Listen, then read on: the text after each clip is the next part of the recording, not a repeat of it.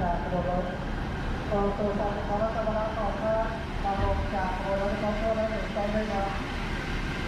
ขบวนรถจอดที่ทางราชการที่1ขณะนี้นะครับเป็นขบวนรถอิสลามธรรมดาท้องถิ่นเที่ยวรอบทางขบวนที่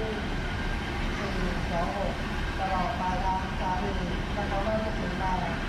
เอกสารที่ได้การงานที่เราดูขอให้การรับของทางเอกสารที่ได้ไปขบวนที่เรียบร้อยแล้ว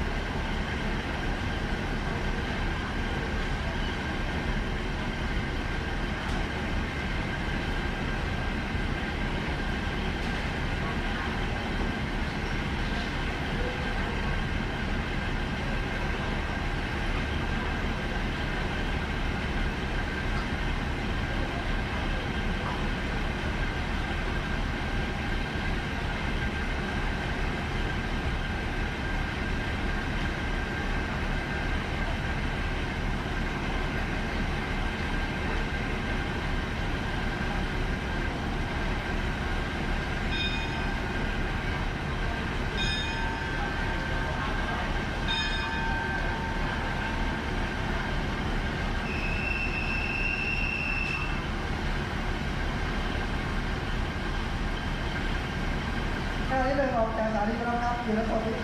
สถานีบ้าน